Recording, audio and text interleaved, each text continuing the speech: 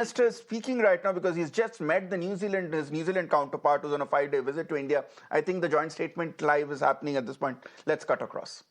In the recent game that we played in Dubai. And I haven't mentioned any of the Test Series wins that we had on our recent trip to India either. So let's just keep it that way and we'll avoid a major diplomatic incident.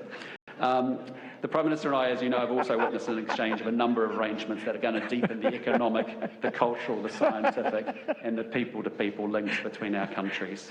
There's a mutual recognition agreement on customs, which you've just seen, a refresh of our cooperation agreement between our education ministries that identifies where New Zealand can actually help support the development of India's education sector, a letter of intent to cooperate more fully on forestry trade, and also a memorandum of cooperation on horticulture.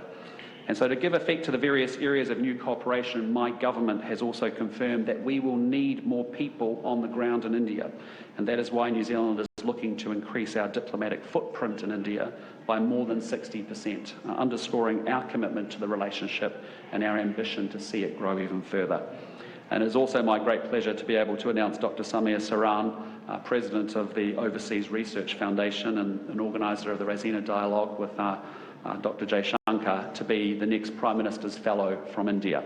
And I look forward to welcoming Dr. Saran to New Zealand and building even stronger engagement between New Zealand and India on critical issues facing the Indo-Pacific. So finally, can I just say again, thank you, Prime Minister Modi, for hosting me and my delegation so generously and with so much hospitality.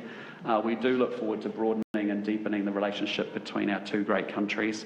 And I also, of course, offered to reciprocate Prime Minister Modi's warm and generous hospitality by inviting him to New Zealand whenever his schedule makes that work. Namaste, and as we say in New Zealand, tēnā koutou, tēnā koutou, tēnā koutou katoa. Kia ora. Thank you, sir.